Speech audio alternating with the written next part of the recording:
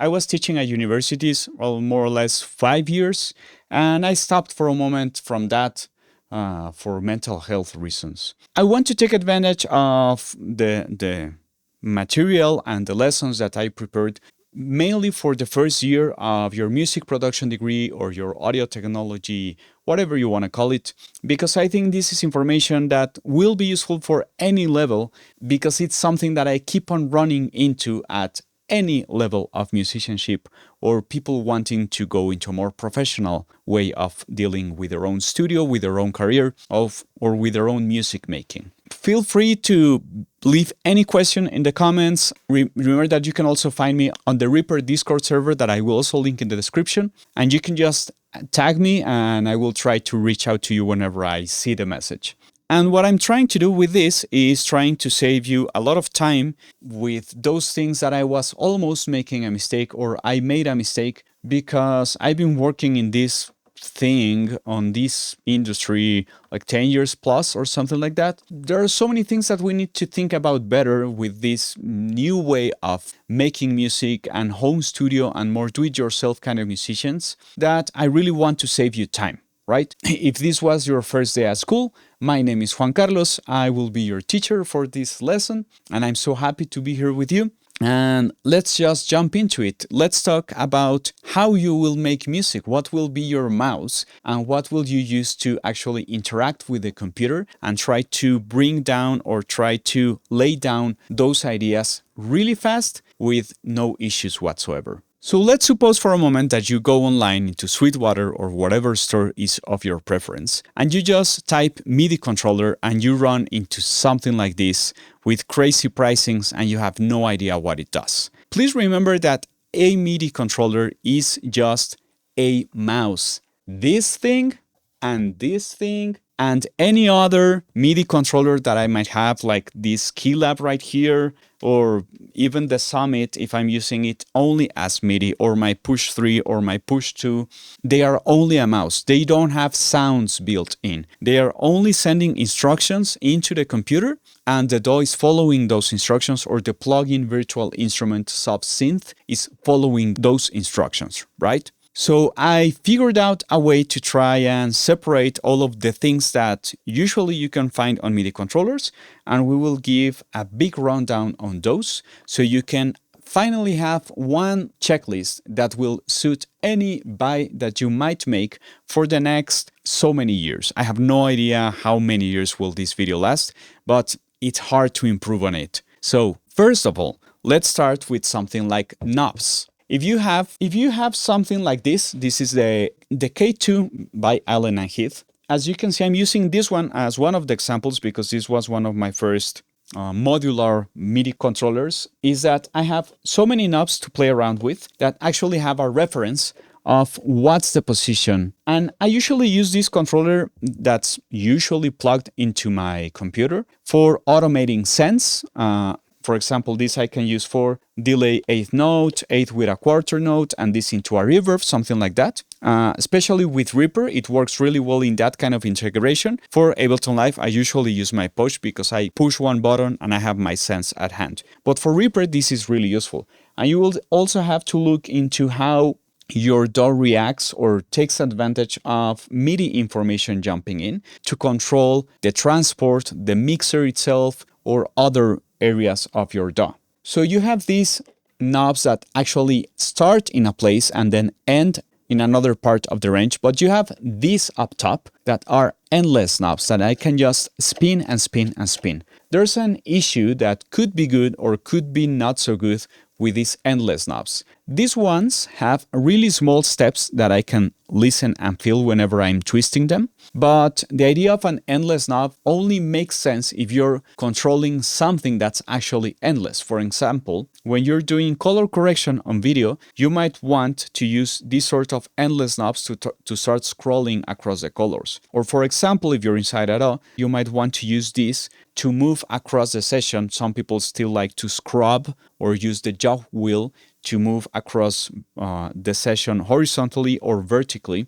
And this works. For me, these endless knobs don't make too much sense because if I have a synth that I'm using where I have a filter set up in this knob, I want to know which one is 0 Hertz or 20 Hertz and which one is 20 kilohertz, right? Otherwise, if I'm doing endless, I don't have a visual reference of where I'm standing in the knob position, right? Some MIDI controllers have a great advantage because, for example, we have something like the MIDI Fighter Twister. That's a MIDI controller that I really want, that I have wanted for years now, is that whenever it reads another knob or you assign it, it has a visual representation of where the position of the knob is. And this one also turns those knobs into buttons, just as these ones up top.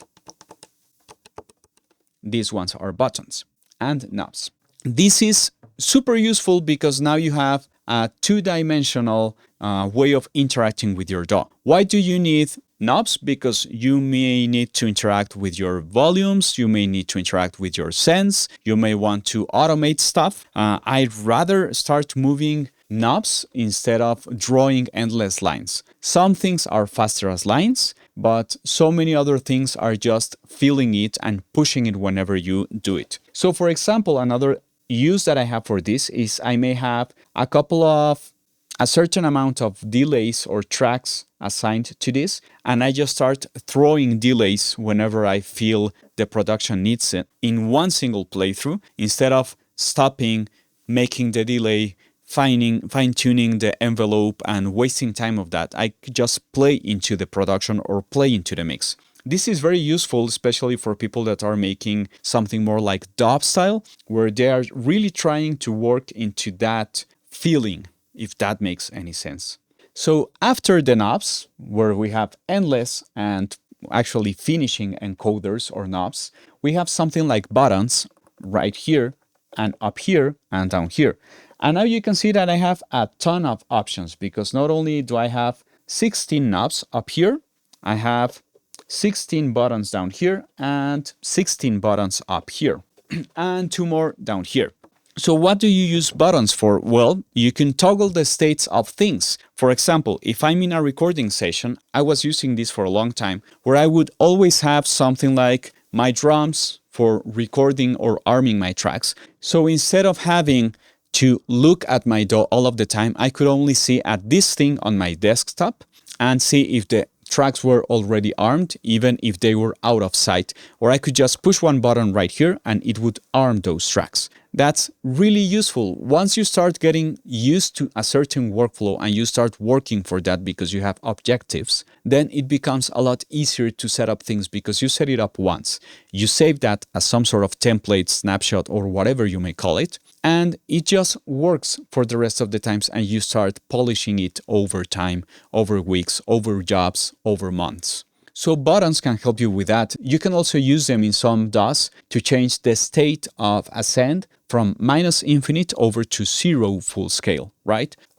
You could also use them to navigate across the session from markers to groups of tracks, so you can move a lot faster across your session if it's getting larger. You can even assign a certain button to some controller, so you can save instead of hitting Command S, and you just have like this panic button that you keep pushing and saving your session whenever you need to. If you don't have a numeric pad in your keyboard, you could also have it assigned for rec, for recording on your session, for your metronome. I know most of those things are set up on your keyboard, but the less movement you need on your left hand and the less claws you have to make with your left hand, it will probably feel a lot much more interesting. Because the whole thing with MIDI controllers is that we are working with the user experience across different interfaces available, such as knobs, such as buttons, right? Not only these two, but you might also find something like faders like this. These ones are really soft. They have almost no resistance at all. And that's also important for the feeling of pushing sound into things, because these are things that we usually use for controlling the mixer of our session, right? Some people like to use knobs because you have more knobs available, and usually they have a lot more resistance than average faders, like these plastic ones. And you will also start finding different, like really different sizes of faders, and I want to make this really small visual reference. Like these keylab faders are half the size. Those are probably like 5 centimeters, are more or less like 5 centimeters. And these have a lot more resistance and they feel really well, but these are thought to be integrated really fast either with your DAW mixer or with Arturia plugins and their own parameters that are built in the instruments most of the time, unless I'm missing something. Their knobs are a lot sturdier as well. I also have another generation of a keylab laying over there. Hi Arturia, I'm always happy to be part of your family. But as you can see also, the way this has no reference because this is an endless encoder, I would have to watch or have a visual reference somewhere. In this case, it has a small screen. Instead of having to look at the computer screen, I would love to have some sort of visual reference right here. Because again, I'm working with a very specific user interface and user experience, right? There are different sizes of faders. And you can find more or less these really generic MIDI controllers that are super cheap, under $100, that can give you control over certain things that are really useful, but these faders are super small. And I would have to talk about something that's called fader resolution. The fader resolution is if across 5 centimeters, 2 inches, I have to move something from minus 120 dBs up to 0 dBs. This is a not so precise fader because I'm going to make some really big movements in my session without even wanting to make big movements within my session. So here I have assigned this knob to track number 1 and this fader to track number 2.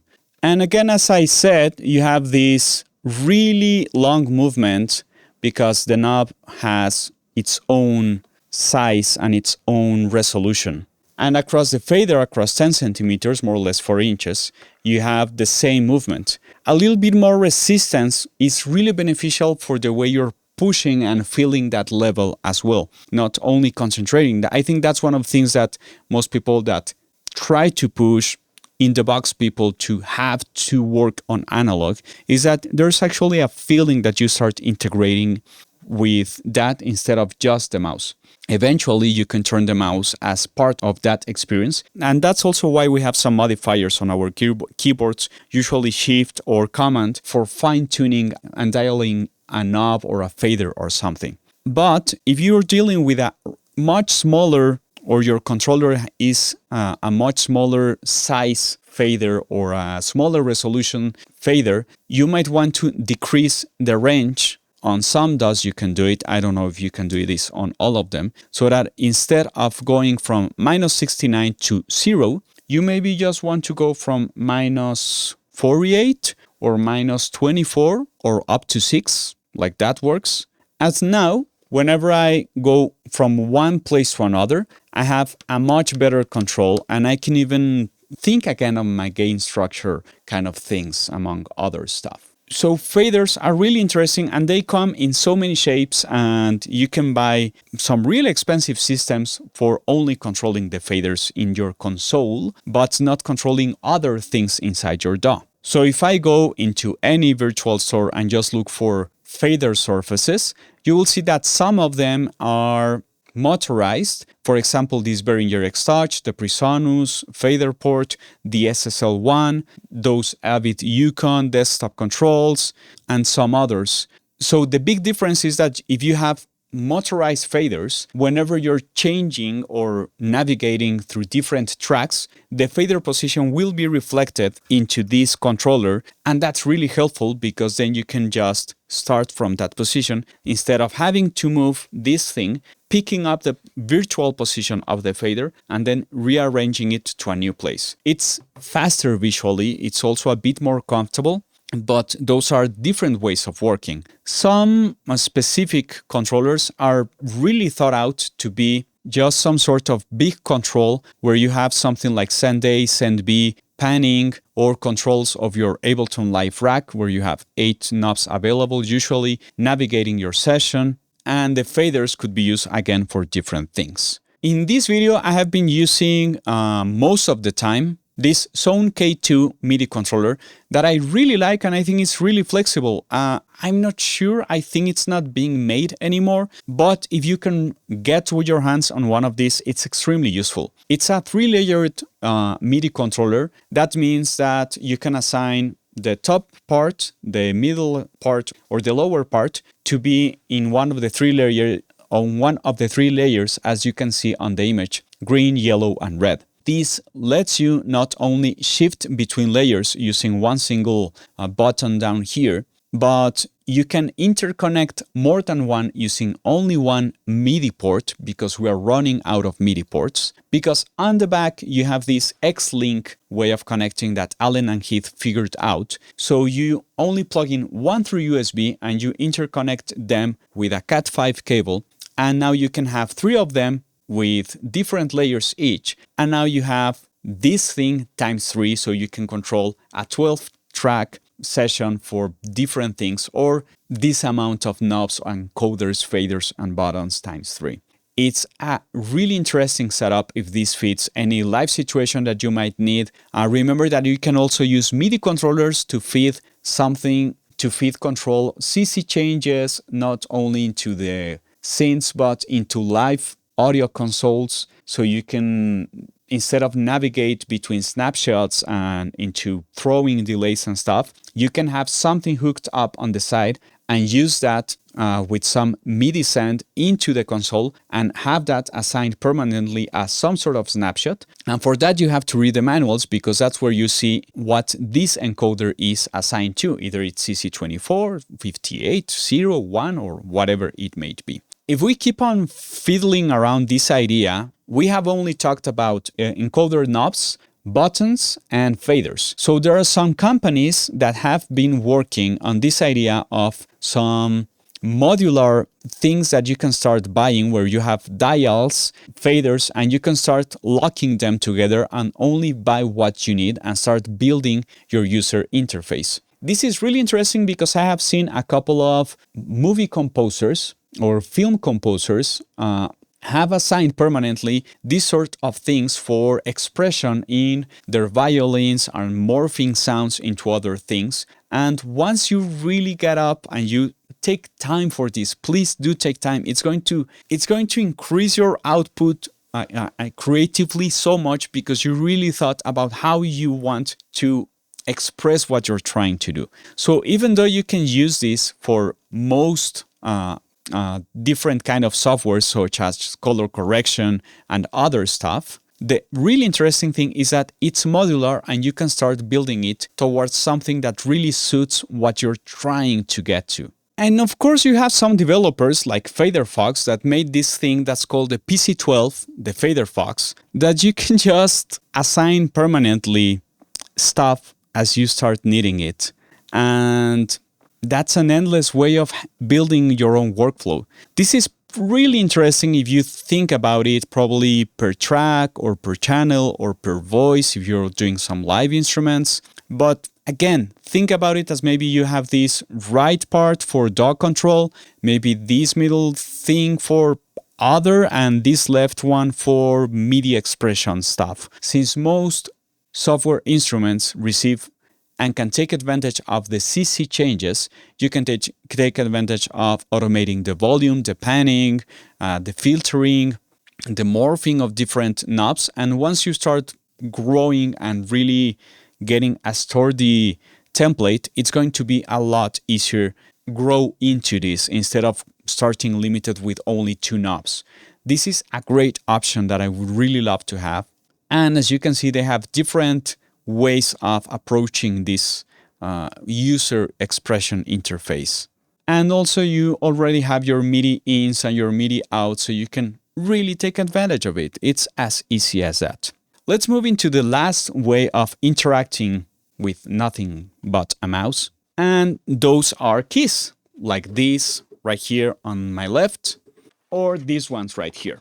Of course, historically, these keys have been proven to be the mother of all music, even though I don't really agree with this being the best way and the only entry into music. I get it why you say it, but I don't think it's the only way to break into an intuitive way of thinking of music. Different interfaces will bring you to different results. And that's why I love non-conventional instruments like a push, where I actually learned music theory instead of a piano because I didn't understand a piano. Why? Because I'm a different person than you in your home and I understand things differently than you do. So a different interface, such as pads, small squares, such as keys, or such as a guitar, might be more suitable for different minds. Who would have guessed? So, keys are usually best for, yes, laying out harmony or laying out chords. And yes, that works. Some people even try to set up drums using the keys. And I think you end up messing a lot with the system and the mechanics of it if you are really pushing into them. And you probably might be a little bit more limited when trying to program drums if you're doing something like this instead of taking advantage of something like a push or an MPC or a launchpad, because the way your hand lands on the distribution of the squares lets you reach more sounds in less space. Here, some drums that I have on the computer that are virtual instruments take up to 3 octaves. So I won't be able to program that as easy as having 3 octaves in just this size of my hand on my push. That's a whole different experience. I have 64 sounds available at the reach of one single hand, not even starting with 2 hands, so I can do other rhythms. But even using 2 hands, you can see that I can barely reach 2 octaves if I'm lucky enough, 2 octaves and a little bit more. So every way of interacting with your computer through a MIDI controller might be better for different kind of instruments or actions that you're trying to do within your computer. Again, handling your session, handling an instrument, automating stuff for creative purposes, whatever it may be. Of course, when you land into this kind of keyboards, and I will have a complete video on keyboards alone, you will see that you have more or less all of the options available in one single controller. I have pads right here that usually are much better for programming drums because I can hit them really hard and they won't give in, they won't break. And these things, when I start hitting them, I'm getting scared if feeling like I'm going to break them. You have your encoders, you have your faders up here, and this is actually a great solution for any starting musician because you have all of the workflows built into one. But please take advantage of the different parts of something like this if you already have something like this. Try to always have something set up here or something set up here and use the keys for something and use the pads for other things, because this only has to do with how we are interacting and laying down those ideas and how this becomes an extension of our own expression. Let's not forget that the pad idea is originally from Akai with the MPC 3000 designed by Roger Lin after the Akai MPC 60 and the MPC 62. And this, of course, was sturdy, really sturdy. Akai is still doing the best pads on the market. They have such a great feeling when you hit into them. The push one was made in collaboration with Akai, so the pads of the push one are really, really sturdy. The push 2 and the push 3 were made by Ableton, as far as I know, and the push 3 has a different feeling of the pads than the push 2. But the way you bump into the pads is also important because it's the way you're interacting with the drums or the precision of the instrument that you're trying to make. By now, this would be way too expensive and way too slow. I think this is not an entry-level kind of buy whatsoever. Just look at the price, it's crazy. But we have to recognize that some great advances were made on machines like this. For example, DJ Shadow did the record introducing in 1996 completely on an MPC based on sampling, and it's a fantastic record. I highly suggest you go listen to it. And some differences between, for example, the keyboards like the Keylab or the Launch Key is that the Launch Key is highly integrated now with Logic as well and Ableton for this session view that most people only use for looping, because those pads integrate and take over the idea of the session view. And that's what Logic now calls this looping section. How do they call it? I forgot. But yeah, like the new looping section of Logic. That's the whole idea of having squares. Some really small entry-level MIDI controllers might be just a setup of X amount of paths, and those are useful because, again, just think of them as toggles or switches for a certain thing, and you can also build some sort of modular, strange, big controller that's built from different MIDI controllers. But this is smaller, it's only using one USB port, and again, it's one thing or the other. Always consider the price, consider the amount of possibilities that it's letting you have. Also, I have learned from a couple of Ableton artists that some of them rather have these really cheap things that they can find anywhere in the world. So if they travel and they have a gig, it's easy to replace on the fly with no super high cost on renting something like this, instead of having something really, really specific like an instrument that's a really high-end MIDI controller, something like this that's also really high-end, or something like this that's a little bit pricier. Also, we cannot forget that some companies like Roland have been working constantly. There are other brands that do this kind of products, but this is really oriented for drummers. I think this kind of product is basic now for any musician that's drum percussion oriented, because even for the studio, it lets you program drums in a more drummer feeling. And one of the things that I have learned from drummers is that they really take advantage of the way the stick bounces off the pads. Roland apparently is one of the best at doing that because they can really take a pounding and they don't break so easily. This is the new Roland SPDX Pro. I would love to try one of these. They seem super efficient and super sturdy. I like things that they don't seem like they can break easily. Of course, this has some individual audio outs, so you can really send your signals into the front of house or capture it within your studio, either by loading sounds into the SPD or triggering sounds inside of your DAW. There's some latency issues that you should always try to take into account. When I tried installing the Roland SPD, not the Pro one, but the previous one, I had to do like a small adjustment of the buffer size from the Roland SPD, so there was no actual latency for the drummer, otherwise it would drive us completely crazy. But this is something that is also part of the present, like it's not even part of the future. One thing that I have to show you before doing the rundown of everything that I've talked about, but really summed up, is we now have a lot of instruments that are receiving MPE MIDI polyphonic expression. This is something that not everyone is taking advantage of, not everyone needs, but this also opens up a new MIDI controller market.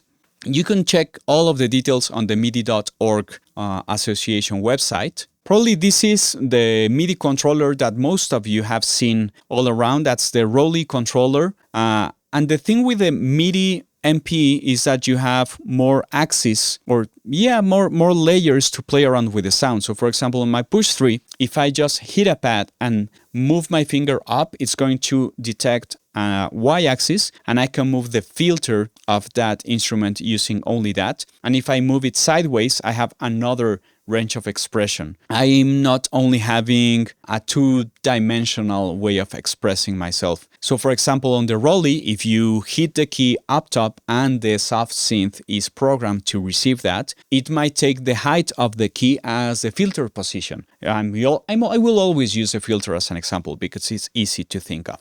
Another interesting thing of the MPE is that you can even have multi-polyphonic expression. That means that you can have multiple voices or multiple notes bending in different ways at the same time without having to bend all of the chord using just your pitch bend.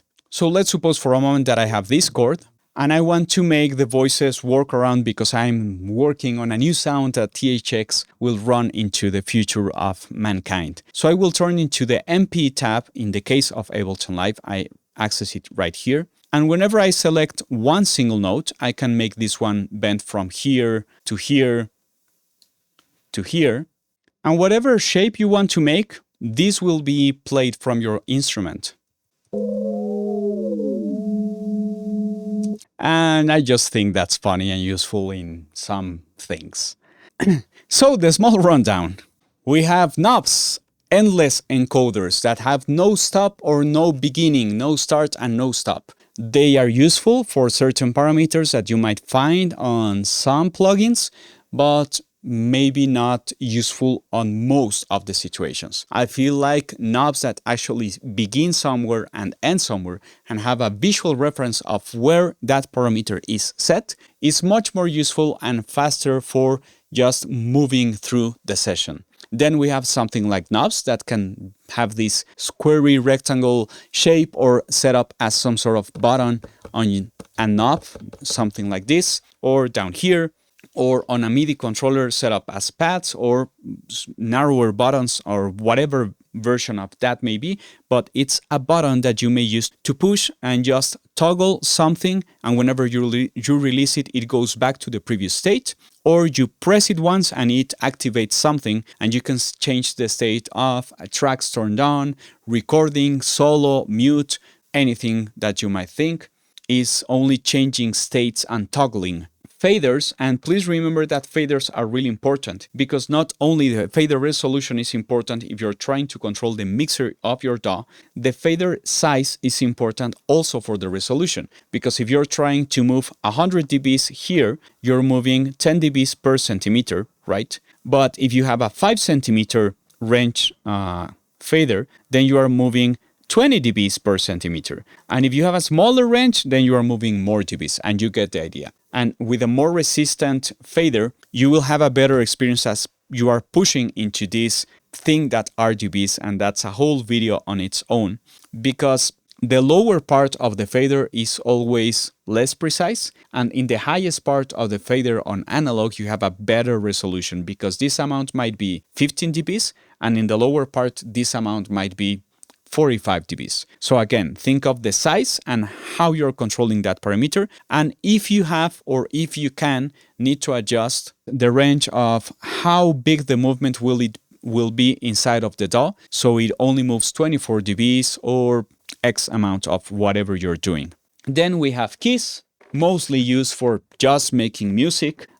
You can use them for other things. Remember that some plugins that are virtual instruments are using keys for key switches, usually located at the furthest left of your keyboard.